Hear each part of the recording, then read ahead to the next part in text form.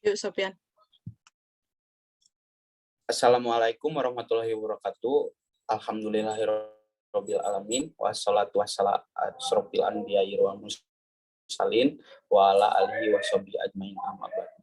Pertama dan yang paling utama, marilah kita panjatkan puji syukur kehadirat Allah Subhanahu wa taala yang telah memberikan nikmat dan kesempatannya sehingga kita bisa melaksanakan mata kuliah pendidikan agama Islam secara daring yang penuh berkah ini.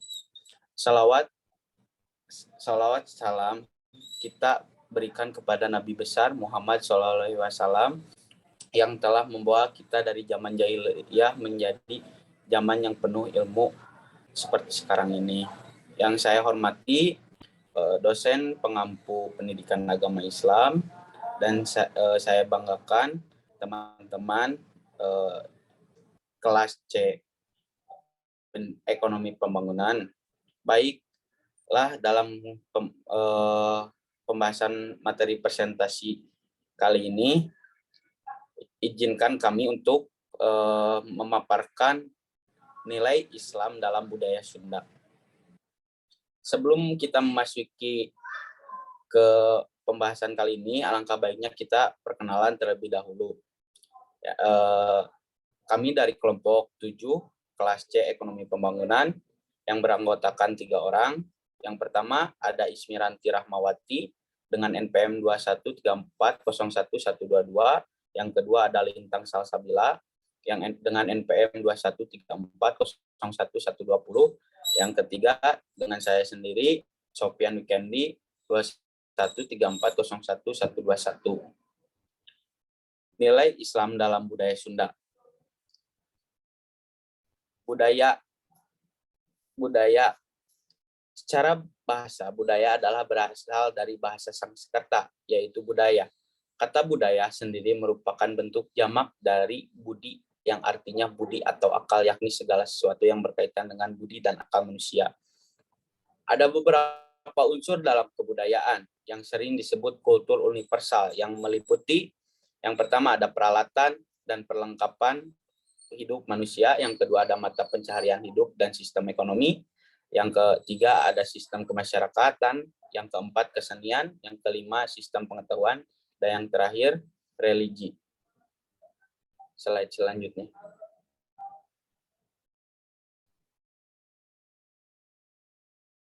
Pandangan Islam terhadap kebudayaan. Islam merupakan agama yang komprehensif atau integratif, karena di dalam ajarannya membicarakan berbagai aspek kehidupan di dunia ini, baik itu mengenai tata cara bermasyarakat, berkeluarga, berpolitik, dan berbudaya. Maka dari itu, di dalam Islam dikenal dengan dalam mengartikan konsep budaya. Islam dan kebudayaan memiliki keterkaitan yang sangat erat.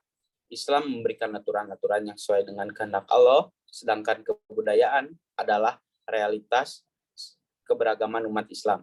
Kebudayaan dapat pula digunakan untuk memahami agama yang tampil dalam bentuk formal, menggejala di masyarakat.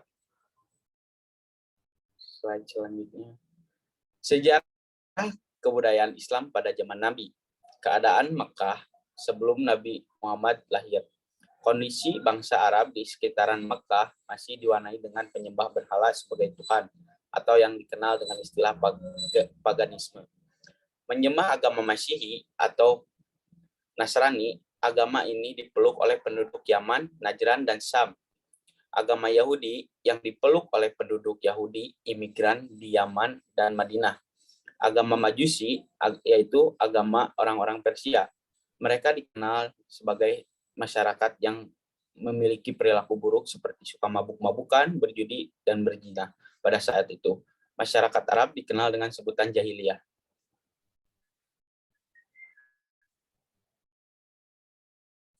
Keadaan Mekah setelah Nabi Muhammad SAW lahir. Nabi Muhammad dilahirkan pada tanggal 12 Rabiul Awal atau 20 April tahun 571 Masehi di kota Mekah, dan dikenal dengan tahun gajah. Awal kenabiannya dimulai ketika beliau bertahanus atau menyepi di Gua Hiro. Di tempat inilah beliau menerima wahyu yang pertama, yaitu surat Al-Alaq ayat 1-5. Maka beliau telah diangkat menjadi nabi utusan Allah.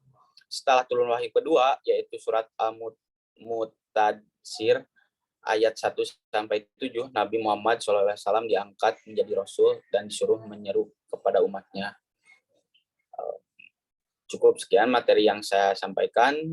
Selanjutnya materi yang kedua akan disampaikan oleh Lintang Salsabila. Untuk Lintang Salsabila dipersilahkan. Terima kasih kepada moderator yang sudah mempersilahkan saya dalam menerangkan materi selanjutnya. Yang selanjutnya yaitu periode Mekah dan Madinah. Dakwah Nabi Muhammad SAW dibagi menjadi di dua periode. Yang pertama, periode Mekah. Pada periode ini, dakwah Islam 3 tahun pertama dilakukan secara sembunyi-sembunyi. Muhammad mulai melaksanakan dakwahnya yang pertama di lingkungan keluarganya terlebih dahulu, yaitu dimulai dari istri beliau sendiri, yakni Khadijah, kemudian Ali bin Abi Thalib, Abu Bakar sebagai sahabat beliau, lalu Zaid bekas budak beliau. Setelah itu banyak orang yang masuk Islam dengan perantara Abu Bakar, yang terkenal dengan julukan As-Sabiqunal Awwalun, atau orang-orang yang lebih dahulu masuk Islam. Mereka adalah Utsman bin Affan, Zubair bin Awan, Sa'ad bin Abi Waqqas, dan seterusnya. Lalu periode Madinah, Rasulullah bersama sahabat melakukan hijrah ke Madinah disebabkan oleh beberapa sebab, diantaranya yang pertama karena bedanya iklim di kedua kota mempercepat dilakukannya hijrah. Di Madinah iklimnya lembut dan watak rakyatnya tenang, sangat mendorong penyebaran dan pengembangan agama Islam, tidak seperti di Mekah. Lalu karena pada umumnya para nabi tidak dihormati di negaranya, sehingga Nabi Muhammad sama tidak diterima oleh kaumnya sendiri. Yang terakhir karena tantangan yang dihadapi di Madinah tidak sekeras di Mekah.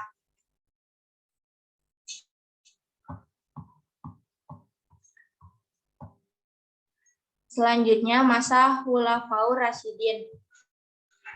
Yang pertama, ada 4 pimpinan pada masa ini, yakni masa Abu Bakar. Setelah Rasulullah SAW wafat, pemerintahan Islam dilanjutkan oleh Abu Bakar As-Siddiq. Pengangkatan Abu Bakar sebagai khalifah terjadi pada peristiwa Saqifah Bani Sa'idah. Sistem politik Islam bersifat sentral, tetapi Abu Bakar selalu tetap mengajak para sahabat untuk bermusyawarah. Adapun kebijakan-kebijakan yang dikeluarkan oleh Abu Bakar antara lain pemerintahan berdasarkan musyawarah, berdasarkan Al-Quran dan hadis, menegakkan hukum bagi mereka yang tidak mau membayar zakat, dan memerangi kaum riddat, murtad, dan pengumpulan ayat-ayat Al-Quran. Lalu masa Umar bin Khattab, pemerintahnya berlangsung selama 10 tahun. Kepemimpinannya Umar bisa dikatakan kepemimpinan yang paling gemilang di antara khalifah yang termasuk pada khalifah Khulafaur Rasyidin. Ada beberapa hal yang terrealisasikan pada masanya.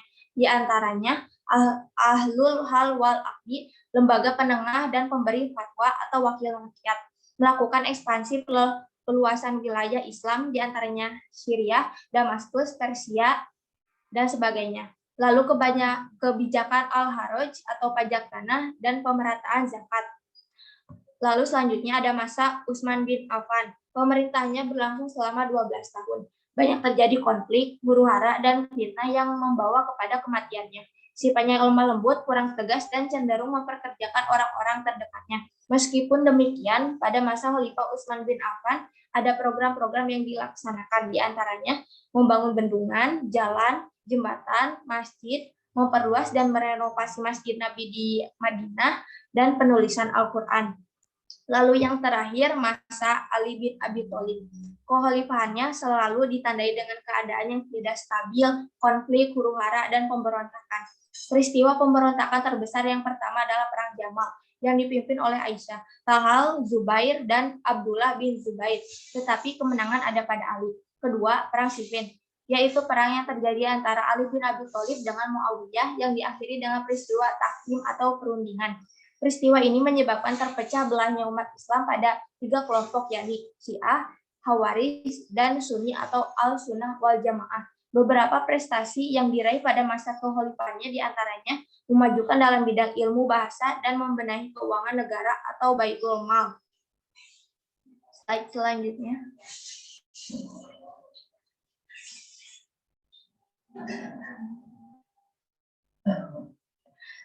Selanjutnya masa Bani Umayyah. Dinasti Umayyah berkuasa dari tahun 41 Hijriah atau 661 Masehi sampai 132 Hijriah atau 750 Masehi. Kekhalifahan Bani Umayyah diperoleh melalui kekerasan, diplomasi, dan tipu daya. Bani Umayyah didirikan oleh Muawiyah bin Abi Sufyan. Perluasan wilayah Islam pada masanya mencapai Afrika Utara, Khurasan, dan Bukhara. Nama-nama khalifah yang berkuasa pada masa Bani Umayyah: Muawiyah bin Abi Sufyan, Abdul Malik ibnu Marwan, Al-Walid ibnu Abdul Al-Malik, Umar ibnu Abdul Al-Aziz, dan lain-lain. Kekhalifahan Bani Umayyah banyak diisi dengan program-program besar mendasar strategis, banyak melahirkan golongan dan aliran dalam ajaran Islam. Lalu selanjutnya masa Bani Abbasiyah.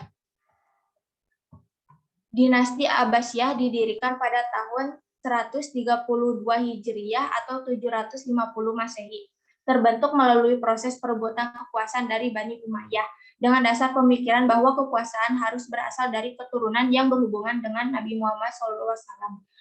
Abu Abbas al-Safah yang didukung oleh panglima yang gagah perkasa, Abu Muslim al-Khurasmi, serta berbagai kelompok pemberontak seperti kaum Syiah dan sebagainya. Kekuasaan dinasti Abbasiyah berlangsung selama 524 tahun. Kepemimpinan dinasti Abbasiyah dipegang oleh lebih dari 37 khalifah. Sekian yang dapat saya sampaikan, selanjutnya saya serahkan pada moderator. Terima kasih ya kepada Lintang Salsabila yang telah memaparkan materinya. Materi selanjutnya akan disampaikan oleh Ismiranti Rahmawati. Untuk Ismiranti Rahmawati dipersilahkan. Baik, terima kasih kepada moderator yang telah mempersilahkan. Saya akan melanjutkan tentang sejarah pemeluk agama Islam di Tatar Sunda. Hasil penelitian C.C. Vanler yang dipublikasikan dalam Indonesia Trade and Society Essay in Asian Social Economic History, diketahui bahwa penyebaran Islam di Pulau Jawa masuk melalui pantai utara oleh para saudagar Arab. Mulanya, hubungan masyarakat Sunda dengan orang-orang Arab ini hanya terbatas pada kepentingan ekonomi saja. Tetapi, lambat laun mereka mulai mengenal aktivitas keagamaan yang dijalankan para saudagar Muslim tersebut. Hal itu membuat masyarakat Sunda Hindu tertarik untuk mempelajarinya. Dan di samping ini merupakan gambar dari Indonesian Trade and Society. Lalu, sejarah masuknya Islam ke Tatar Sunda sendiri mempunyai banyak versi. Tetapi, jika berdasarkan urutan tahunnya, maka dimulai tahun 1337 Masehi dengan kisah Brata Legawa. Lalu pada tahun 1867, seorang peneliti sejarah kebangsaan Belanda, D. Hageman, menelusuri tentang hikayat agama Islam di Barat Jawa. Dalam bukunya, Geschiedenis der Sunderlanden, dikatakannya bahwa orang-orang Sunda pertama yang memeluk agama Islam adalah putra Prabu Kuda Lalewan, yang mendapat julukan Haji Purwa. Nama asli Haji Purwa adalah Brata Legawa, putra kedua Raja Galuh. Nah, dapat dilihat sendiri rute penyebaran Islam di Tatar Sunda ini.